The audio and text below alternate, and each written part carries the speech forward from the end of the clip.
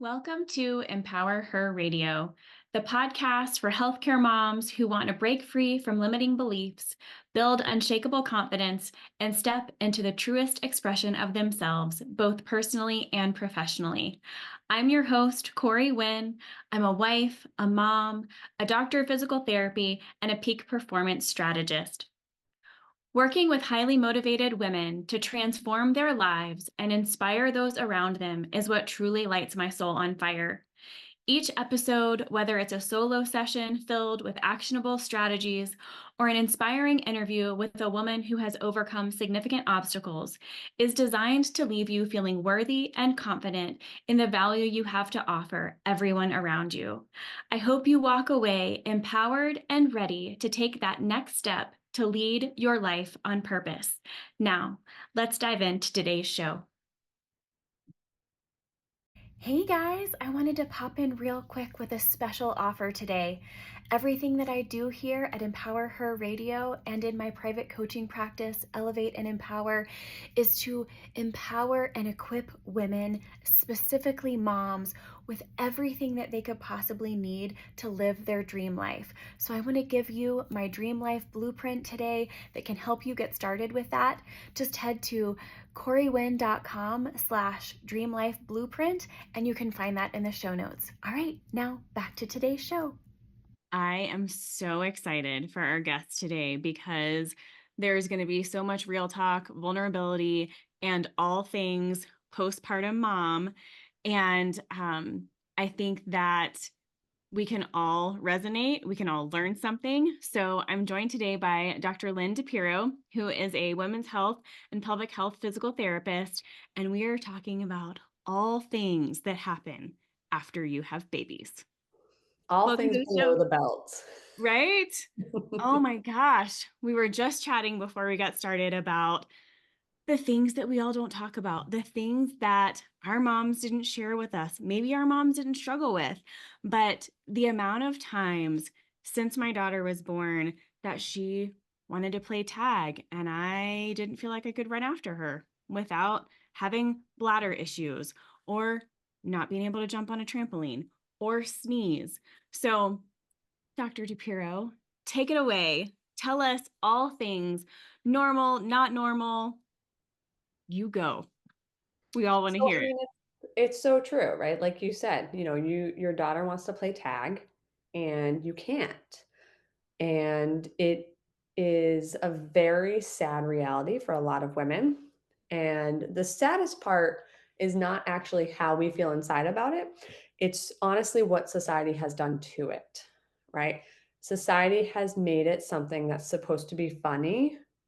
You have no idea how many women have come into my office, usually like middle-aged women, and they're like, "Oh, yeah, my kids know I'm always running to the bathroom, and my kids know that, like, if we're laughing a lot, I'm probably peeing my pants," and they make jokes about me, and it's like, that's not funny, you Yeah. know? And if you truly ask that woman how she actually feels about that situation, it's not funny, it hurts, it's embarrassing, it's depressing to a lot of people because you once were this very put together, potentially very fit human being, and now you're peeing your pants. Yep. It's Yep. horrible. Like, what are we doing to women to make them think that this is normal? I also used to think it was something that happened as we aged and it was a normal process as you became an older woman. Like we Yep. chatted the other day, all of the different types of incontinence diapers for adults and all these different things. And it's like, when my daughter was born when I was 30, and it was like, seriously, this is going to be my life for the next 60, 70, however long years that I'm on this planet. Like, this is not okay. Right. And it's like you said, it's not a lot of people think it's something that happens with age that, once they hit their 80s, they're going to start peeing their pants and running to the bathroom all the time and wearing diapers. And that is 100% not the case because I have met lots of women in their, mid to late 70s who are like, "Oh, I'm just now starting to get like a couple leaks." And I'm like, "You freaking go, girl, because you've been you made this long and you're just now like maybe leaking once every like 20 sneezes, like you're rocking it, right? But then I've also worked with women in their like mid 20s who are leaking. Mhm. And I've worked with women who are in their early 30s who have never even had children who are leaking or they have prolapse. And so no one is immune to these issues whatsoever. You don't even have to have children to have issues with your pelvic floor. So there's a lot of myths out there, right? Like you got to be old, it's got to be after babies. And it's Mhm. not the case. I actually see a lot of leakage who are power lifters Mhm. or if they have a history of sports that require a lot of abdominal strengthening. So, like gymnastics and dance, Mhm. those really fit athletes actually can have a fair amount of pelvic floor dysfunction because their muscles are so, so tight, right? So, if we're talking about what's normal, what's not normal. So, not normal would be peeing your pants under any circumstance. Mhm. Having something like pelvic organ prolapse. So your organs sort of coming downwards. A lot of people are afraid that everything's falling out after they have a kid because they have a pelvic organ prolapse. Um, and that can happen to women post baby, and it can happen to women who have a demanding job that requires them to lift bags of heavy soil every single day. So, to just sort of get that information out there of one, it's not only because you had kids, Mhm. two, even if you had kids, it's still not normal to be having these issues. Mhm. Well, and correct me if I'm wrong because this is your area of specialty. My area was neuro, so let's go with that. But um I think so many of us can also assume, oh, I'm really fit. If my global skeletal muscles are very well toned, then my pelvic floor has to be strong. That Mhm. another typical myth? Oh, yeah.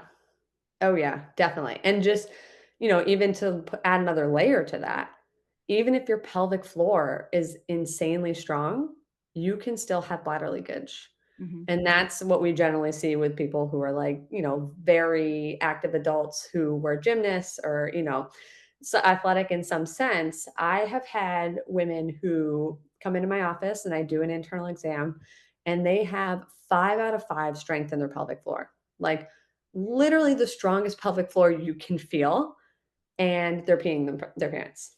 Mhm. And then like even, my own personal experience, right? So I've had 2 vaginal deliveries, and after my first vaginal delivery, I was probably I wanna say it was around, like, 12 weeks postpartum, and I was in the grocery store, and I was, at that time, still a pelvic floor therapist, right? So I had the experience. I handled my pregnancy as a pelvic floor PT would. I handled my postpartum recovery as a pelvic floor PT would. I knew all of the information under the sun, and I'm in the grocery store, and I sneezed, and I leaked a little bit. And I like stopped what I was doing and I'm looking around like, did anyone see this? Does anyone know that this just happened? Obviously, no. No one knew. I wasn't like dripping on the floor, but I was mortified that it had happened to me, even though I knew everything I needed to know. And I did everything that I needed to do, and it still happened. Well, and I'm so glad that you brought this up because you think about it. You and I are both physical therapists. We arguably know, you especially, the importance of pelvic floor, the norms, the things that are not normal. And it took me 7 years postpartum to get over myself and to get over the shame of, no, I want to do these things and I don't want to have bladder leakage anymore. I don't want to have to worry about sneezing, coughing, jumping. If I step in a hole wrong, I mean, anything, full transparency here, anything that was pounding or jumping or moving quickly, all bets were off. And I look back and think, you're a PT. if you had that much shame and fear of going to see a specialist, what does everybody else think? Right. And how many people would you think are out there who need pelvic therapy, no, pelvic floor therapy, who aren't getting it? We were talking not that long ago about it just becoming part of regular care for pregnancy and postpartum. Oh, but it's not part of regular care, right? It is in other countries. If Mhm, you happen to be in Europe going through this beautiful pregnancy, you are in a wonderful position because you're going to have this baby. You're going to get maybe a year of maternity leave, mhm, and then you're going to have required pelvic floor therapy to help you with your recovery. America is nowhere near that. I mean, the really cool thing is pelvic floor therapy has totally boomed in the last 5 to 10 years. I mean, mhm. it's we now have our own conference for pelvic floor physical therapists, which just started only 2 years ago, right?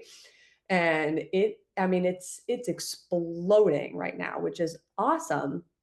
Part of that is because, women have actually found a voice in time, right? We're just at a point in life where we actually have a voice, we have careers, we're realizing just our full potential as women, which is super cool to be a part Yeah. of. I mean, you Mhm, and I both owning our own businesses and being, doctors of physical therapy is just incredible. And so, for us to be in this position of seeing so much change, it's becoming more common, but we're just not where we need to be yet. And part of that is that research is still so very new. mhm, There was a lot of research on men's health decades ago, not a lot of research on women's health.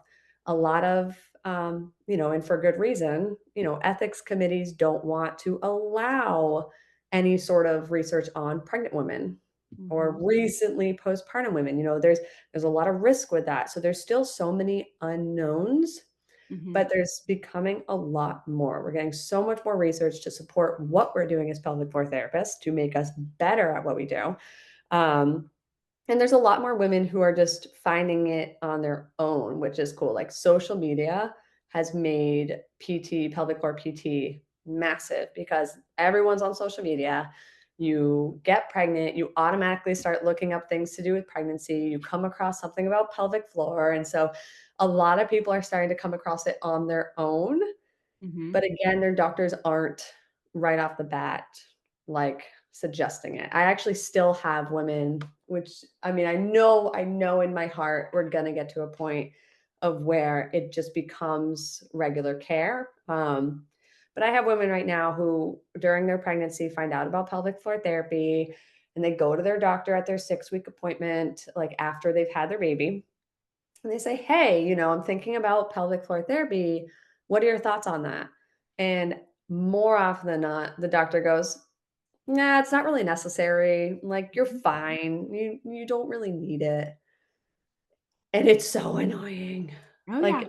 if you talk to any pelvic floor PT, it should be required. You had a baby. That's I almost feel like there trauma. should be a pelvic floor therapist in every OBGYN's office, or Yeah. 3, 1 for each doctor, however There many should be people one are at the there. hospital, Yeah.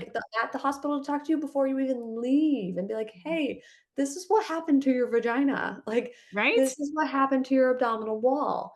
You probably should get this checked out in the future." So we can get ahead of these things and not have so many surgeries down the road. Well, and I feel like that just everything that you said is also just so empowering for the mom in general to say, "Hey, these resources are out there. Hey, if you have a question, call this person. That might not be normal, or this might be normal." I mean, I told you before our call, I went running before my 6-week post-op appointment and literally was soaked. And it was a sensation of not of just being wet, not even feeling like I had peed myself, and I thought, "What is wrong with me? Am I like, I couldn't possibly be sweating." Like, I had no idea. And I remember mentioning it to my doctor, and she was like, "Well, that is incontinence." And it was just like this blatant dismissal of like, well, yeah, like you went back to running too fast. And I remember just sitting there like, that's not really very helpful. I don't know what to do Mhm. with that information. And then the solution was do 50 Kegels a day. You'll be fine. See you in 6 months. How, why, how often, you know, and at that point, I was still like, oh, I know there's pelvic health therapists, but I don't know. And I lived in a small town. So I worked with the pelvic health therapist and I was like, that's just for me, it's just a little too close. Now I'm over myself. Um, but tell us more about what women typically suffer with or challenges they face postpartum and how much of that or if all of that can be helped and how quickly with pelvic floor therapy. So, s it might surprise a lot of people, but there's actually a lot. So, if you're talking about, someone who we'll keep it simple, right? You just had a baby and you're in your first year postpartum. People might experience bladder leakage, bladder urgency, bowel leakage, and a lot of bowel urgency is actually super common. Pelvic pain, either from the muscles being tight from the trauma of the delivery, or pelvic pain from scar tissue from an episiotomy, from a perineal tear, from your C section recovery. You can experience what's called diastasis rectus abdominis, which is a separation in the abdominal wall.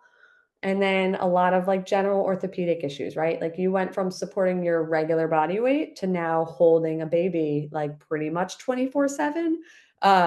So, lots of lower back pain, lots of neck pain, upper back pain.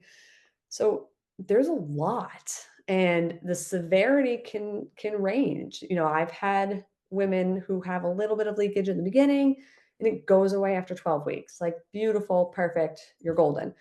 And I've had women who get bladder urgency that is so severe that they literally feel like they have to pee 24/7. Like they get up from a chair and they're walking around and they just have this nonstop urge to go. And that's because of the muscles being tight around where the pee comes out, the urethra. It can be from the scar tissue. A lot of it can come from scar tissue from the cesarean section. So the easy answer is almost all of this can get better. To start, everything can see some level of improvement with pelvic floor physical therapy, right? We can never guarantee that anyone's going to see 100% improvement. We always Right. hope, and it does happen, Right. but it's obviously no guarantee. But yes, there's no question that PT can help with all of those things that I just mentioned. Mhm. What about, getting more vulnerable with your patients who come in and are like, I can't have sex again. It's too painful. I don't know what's wrong. It's hurt. Like, what do I do? I don't want to live like this for the rest of my life. Yeah, and that happens a lot. And again, the very sad thing is like what society has done and even your own providers. So, a lot of women who have pain with sex after delivering a baby or after any, whatever form of birth, whatever form of delivery, um, they will go to their doctors and it's changing now, which is good. But it used to be that you go to your doctor and you tell them you're having pain with sex and they would flat out tell you, "Oh, well, you just had a baby. You're stressed out. Just have a glass of wine." Yeah, no, that was the common piece of advice. Have a glass of wine before you make love to your significant other. Problem solved. I remember going back at my 6-week appointment. And to back up just a second, I remember asking my mom after my daughter was born, when is it going to no longer feel like I sat on a cactus? I mean, like, that's literally what I felt like. Fast forward 6 weeks, and the doctor's like, all right, you're good. You're healed enough. You can have sex again. And I thought, really? Are you serious? Like, why would I possibly want to do that? And I don't remember how long after it was that the pain finally subsided. And Right. Could it have been scar tissue from an episiotomy? Could it, like, I don't know in the end, but I thought, oh, I have a lot of years to get through if this is going to be painful for the rest of my life. And I Right. think, again, so many of my friends, so many, I'm sure, of your patients are like, okay, well, this is my new normal. And they don't question it because we've heard for so long, well, you're getting older. Well, you've had a baby. Well, and I'm like, if I hear one more person say, well, you're getting older, I'm going to scream. Right. And I mean, and it's also like so many people are having babies, right? Your mom, your grandma, your friends, everyone on the planet, right? There's so many people having babies that when you come out of it and something's not right, you just assume that's just the way it is. Mhm. Maybe no one has ever told you that that's been a thing for them, but you just assume, well, I just pushed out an alien, right?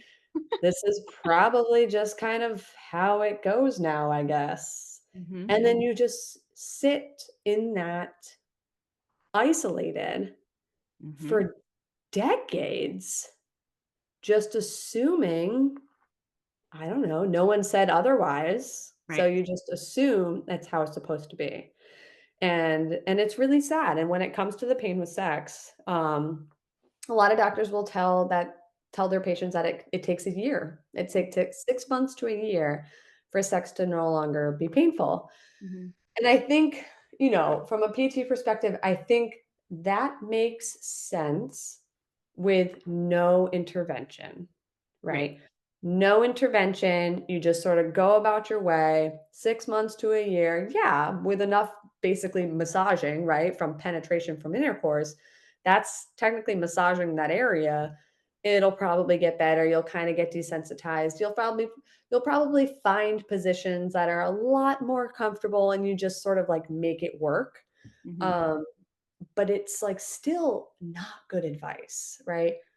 Like ask that provider, like, I'm sorry, do you want to have painful sex for 12 months? Right.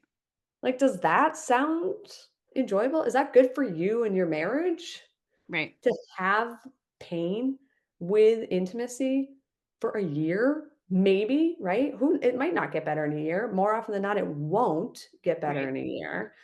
And so it's like it's just the advice that we get from our providers sometimes is so frustrating because Mhm. it's like, okay, would you accept that advice if someone gave that to you? Mhm. And the the better advice would be, oh, well, if you saw a pelvic floor therapist, they can help you with that because you shouldn't have to deal with that for a year, if not longer. So, you get cleared for intercourse generally at 6 weeks if your healing is normal. You don't have like excessive bleeding, your scar is technically healed, you get cleared for intercourse. And at that point, if you go home that night and you decide to get busy and it's not comfortable, you can call a PT that day and be like, okay, what do I do? Love my partner, wanna get busy with them. How do we make this better? Right. Right. Right? And it can be literally within weeks, just like a few weeks that you notice improvements in that. Well, and I have known so many different pelvic floor therapists over my career. And I think the other side of this is we can't shock you. Like, we're not going to walk into your office and have you go, you're doing what? Like, there's never any shame involved. And so often, I don't know your story in particular. I think there's also a lot of trauma informed care surrounding pelvic floor therapy. So, for our listeners out there today, to also know that walking in and being vulnerable is expected and is a safe place so that you can spell it all out, Mm, from A to Z, this is what's happening. So that PTs like you can say, okay, now I have the whole picture. And it's right. really important for you to have all the information of everything that's happening that's changed from, even if, like you said before, if you haven't had a baby and you've started having issues, at some point in your life, you did not have bladder leakage or bowel leakage. So that's the norm. And I think what I'm hearing you say is if we can get more of that information out there, like any type of leakage ever is not normal. Right. Is that true? Right. Yeah, and you're so right. Like, if you do decide to see a pelvic floor therapist, being vulnerable is huge. And knowing that anything you say, they're going to understand. And with a caveat, if you find the right provider for you, Right. right? Not every PT patient relationship is going to be a good fit, and that's okay, Right. right? But if you find the right provider for you, you're gonna connect, you're gonna be vulnerable, and you're gonna learn so much about your body. I tell my husband, little stories here and there about client successes and stuff like that. And Mhm. like anytime I tell him these things, he's like, I don't understand. He's like, your job is so life changing, so incredibly empowering. Mhm. How does no one know about it? Right. He says it to me all the time. He's like, I don't understand because to have these massive changes in your body and to just actually, for once in your life, learn about what's really happening in your body Mhm. from someone who's willing and able to take the time to walk you through it Mhm. is huge. Like, like you talk about being empowered and empowering women. Like pelvic floor PT is so much empowerment because to learn about like your connection to your deep, deep core is it truly is like setting the foundation for everything in your normal daily life. And Mhm. the like you said, with people almost being shamed or like overstimulated by these diagnoses and everything that's wrong with them. And I get those women all the time where they've already seen like 7 different doctors and they're Mhm. told they've got all these issues and they're such a mess and they come in and they're telling me everything and I'm like, girl, I'm like, you're just another client in the day. I'm like, everyone who walks in this door has just one issue on top of the next, on top of the next. And it's okay. Like Right. you are the right person to be here because we are going to figure literally all these things out because you're actually not a mess. They just didn't know Right. what to do with you. Yeah. Right? Like I had this one client, I went to a postpartum support group, which I go to pretty frequently because I love them. I love postpartum support groups. It's a great way to just survive becoming a new mom and Mhm. figuring out your body and your baby. And so I went to this support group and I was just presenting on things about the pelvic floor and we were sort of going around and I had asked if anyone had been to a pelvic floor therapist before. And we got to this one girl and she's like, "Yeah, I've been seeing a PT, but it hasn't really been going well yet, but like I'm a mess." And I was like, let's talk. Yeah. Like, I need to hear more about this. I'm like, why are you a mess? Like, you just had a baby. What makes you a mess? And she started telling me about she had significant pain with intercourse, like really bad, like barely could sit with her baby. She had pain with her inner pelvis with sitting. She had pain with sex. Like, she just wasn't having a very good time. Right. Um, and the PT that she was working with wasn't a good fit. And again, like that's fine. It was like basically telling her that she was a mess and that these things weren't going to work and just having her do Kegels all day. Mhm. And I'm like, what? And so I took her on, and within 2 weeks, she was significantly better. Mhm. And a lot of it was just like, the communication of you're not a mess. And, we just need to go at this from a different perspective. And she was good. She was awesome after that. I love hearing you say that because it's all about reframing and being able to walk into a place empowered because we're not a mess. We've gone through a life changing event, having a baby, but that doesn't mean that you are hot mess express and can't figure anything out and that you're delusional or any of those things that we put on women postpartum or women in general, like, oh, get over it, you'll be fine. No, there's something real here. And hearing you say that, empowering women to advocate for themselves. I mean, for years, my grandmother had breast cancer, my mom had breast cancer. To find a doctor who was willing to write a prescription for me to get a mammogram early, you don't need that. You don't, why do you need that? Why do you keep asking for that? And I thought, have you looked at my chart? And that's for breast cancer. So, That's insane. and that's been around in research. And so now you're talking about pelvic floor therapy that people don't always know about. They're not really willing to talk about it.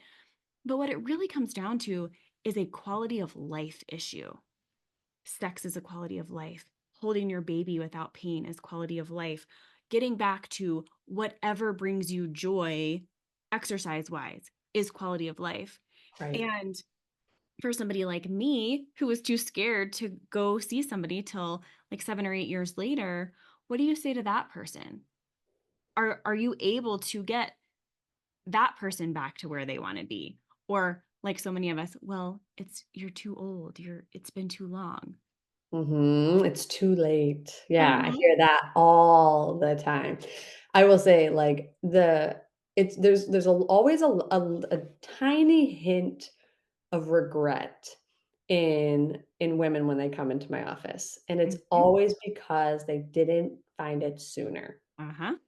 Always, like, almost once you hit, like, 40 and older, almost 100% of those women at some point in their time with me will say, "Why didn't I know about this sooner?" Mhm. I'm like, "I know. I'm trying. Marketing's really hard." Well, and I think too, if you go to the other end of the spectrum, most of the patients that I've worked with over the years are older adults, patients with Parkinson's disease, other neurological issues, or frequent falls. So you think about adding somebody who has balance problems or balance difficulties with bladder urgency, it's 100% recipe for falls. So I Mhm. found myself advocating over the years to that patient. Have you ever thought about pelvic therapy? Have you ever gone to a women's health therapist and they're like, what are you talking about? What is that? Because they may have some sort of progressive neurological issue that the falling piece is not necessarily going to go away. But if we don't have to run to the bathroom literally every 20 minutes, then there's less of an opportunity to fall throughout the day.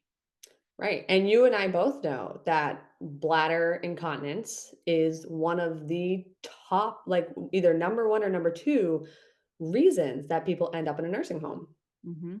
Is bladder leakage because either they can't manage the clothing, like changing their clothes, changing their depends, they can't manage that on their own, Mhm. or because they're falling because they're going to the bathroom in the middle of the night, like, there's no question that is research based, one of the top reasons that people end up in nursing homes, and so that's why, like, we need to prevent it, right? Like, so to answer your question, it's never too late.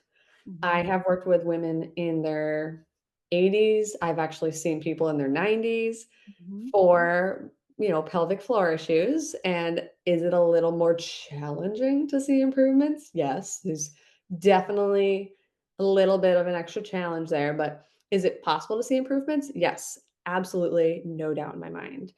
But the big thing that we need to keep trying to do is just prevent. Mhm. Bladder issues are one of the top reasons for pelvic surgeries. If your grandma got a bladder tuck or a hysterectomy, those surgeries are generally for things like pelvic organ prolapse. Mhm. And pelvic organ prolapse can cause things like bladder leakage, Mhm. as well as other symptoms as well. But if we can get women from a very early age, right after childbirth is one thing, but frankly, I think women should be seeing a pelvic floor therapist when they go to see their gynecologist for the first time, which Mhm. is what, like 18, 21, something like that. Yeah, something like that. The first time you see your gynecologist is exactly when you should meet with a pelvic floor PT who can teach you, hey, Sex is not supposed to be painful, in case you're wondering, Right. because those young women will be having painful sex through all of their 20s, potentially their 30s, before they tell their doctor and their doctor says, "Oh, that's not normal," or they decide to look into it. Hmm. Like, to just learn early on, this is what your pelvic floor is, and then, check in around when you're ready to have kids. Okay, hey, this is what childbirth does to your pelvic floor. This is what pregnancy does to your pelvic floor. This Right. is what happens with a C-section. Like, just to have it like a some sort of wellness check evaluation would put us so much further ahead with preventing so many issues for women. Yeah. Well, and when you think about your older clients, I think of that generation of just not as being willing to be vulnerable, not as willing to advocate for themselves. How much of the challenges do you see are kind of being open and invulnerable versus literally the logistics of, yes, the skeletal muscle is older. Yes, the receptors are older. Like, anatomical issues versus uh not Like, behavior, mindset. but yeah, mindset. That's a good question. So, like any other form of treatment, right? If they come in thinking it's not going to work, it's not going to work. Right. Right? I mean, a lot of people come in thinking that for sure, and then by the end of the evaluation, they've sort of converted. They're like, "Okay, I think you're pretty legit. I think this is pretty legit," right? And Right, right. they I have s hope again. Yay. they start to think I'm, like, not making everything up, Uh-huh. and then they end up doing really well, but, there's definitely certain people that will come in and you just know right from the start, like, they're not gonna buy into it. They're not Mhm. probably not gonna do their exercises at home. So, Uh-huh. like any other PT, like, if you don't really commit to it, Mhm. it's not gonna work, and that's definitely not generational.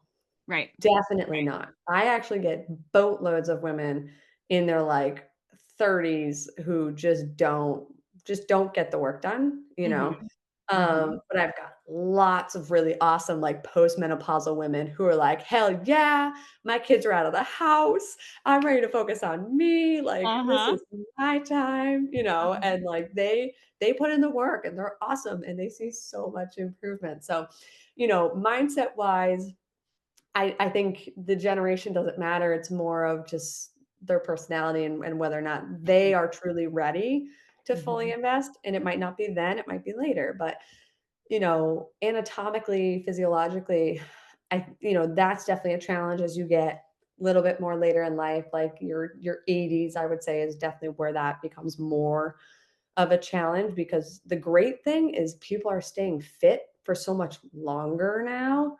Like, I Mhm. get people in their 70s who I'm like, "You look 55." I'm like, "You look incredible." And Yeah. they're fit and their pelvic floor tone is great and but once you hit like 80 is definitely where you start to see a reduction in that muscle tone. And so it's a little bit harder to Mhm. gain the strength and the elasticity that we need. Um, but I would say like probably some of my favorite women to work with right now are just like those perimenopausal, postmenopausal, I don't give a shit sort of women who are Yes. just Yes. ready to invest. Well, and that, I think ideally that is our ideal client, not necessarily age-wise, but that woman who is like, okay, I am over this. I am done. I'm investing in myself, whether you're 20, 30, 40, 50, 60, 70, and on. Like, I'm ready. This is about me. I'm moving forward. And I love kind of what you talked about. I think the most important thing in all of this is being open and curious as to, this is happening.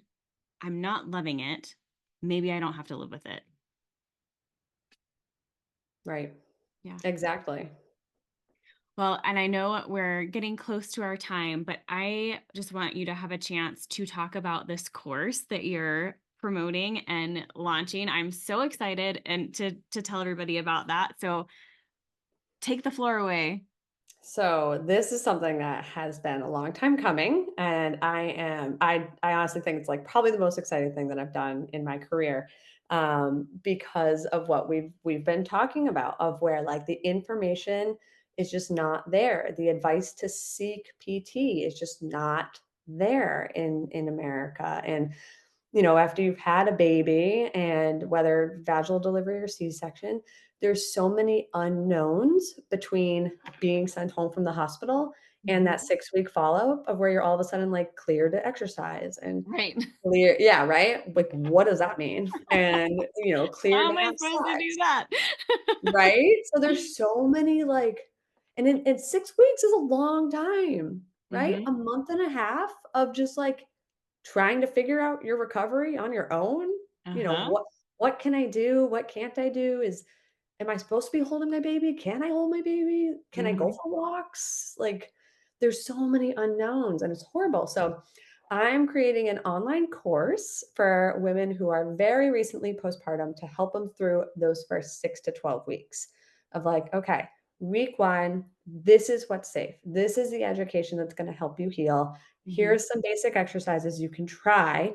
And then week by week by week is this guided course to help you progress through your recovery to make sure that your body is healing properly, to give you the confidence of saying, like, okay, this actually is safe for me to do right now. I actually can move my body and I can learn how to hold my baby properly to support my recovery Uh-huh. versus only worrying about supporting the baby, right? We Right. have a baby and all of a sudden it's like our well-being goes out the door and Mhm. it's all about, well, I want to make sure my baby's comfortable and this and that, which I understand. I also have 2 babies, but you also have to worry about you. So Mhm. everything in this course is survival tips, education on pelvic floor and C-section recovery and vaginal delivery recovery, and exercises to just help you get back to where you want to be. This is not a like an advanced return to exercise only meant for athletes sort of course. It's for everyone, I'm so literally excited. everyone. I'm just like thinking of all the women in my head that I'm like, okay, they need that and they need that and they need that. I'm part of a Moms Connect group at church, and it's, the tables are kind of separated based on the age of your children. And I happen to be a table leader, and my table and one of the other tables is all like brand new postpartum moms or new postpartum and has another little. So I can't wait. How can people get in touch with you? How can they follow you? How can they find out about the course? All the things. All the things. Oh my gosh. Okay. So you can find me one at my website, lynnedipiroperformance.com. You can find me on Instagram at Lynne Dipirro DPT. You can email me, Lynn, lyndepiro at gmail.com. I keep it really simple. My name is Yeah. basically this and everything. I love it. Well, I will make sure that all of that stuff is in the show notes. Anything that you can give me to put in the show notes about the upcoming course, how do people get information about it, any of that, we'll make sure it's in the show notes. But this has been absolutely amazing to just chat about what's normal, what's not normal, and give women hope that maybe what they're dealing with, they don't have to forever. And they're not alone. Yes, not alone. I love it. Thank you so much. Thank you, Corey. Thank you for tuning in to today's show. If this episode resonated with you, I would truly appreciate a 5-star review. Your feedback is so important to me. Additionally, if today's topics have sparked a desire for more in your life and you're unsure about the next step, I have a special offer for you. I'm offering a free call to explore how my high level coaching and strategizing can help you gain clarity on your goals, prioritize what is most important to you, and refocus on yourself in the process. Simply head over to coreywinn.com/free call. That's www.coreyWinn.com/free call. Thanks for joining me, and I look forward to seeing you on the next episode.